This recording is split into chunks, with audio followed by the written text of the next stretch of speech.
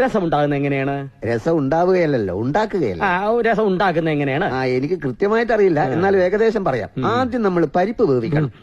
ഒരു തക്കാളി ഇടാം, പിന്നെ കായവും കുരുമുളകും ചേർക്കണം, പിന്നെ എണ്ണ ചൂടാക്കിയിട്ട് അതിൽ കടുകും കരുവേപ്പിലയും പിന്നെ വെളുത്തുള്ളിയും മൂപ്പിച്ച് ചേർക്കണം.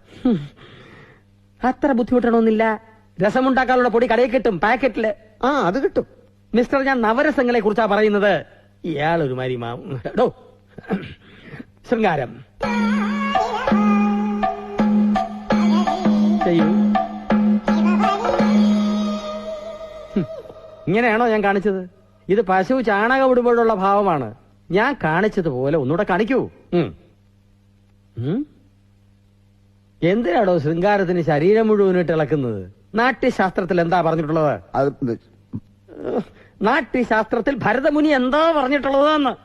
ഏത് ഭരതമുനി, എന്ത് നാട്യശാസ്ത്രം?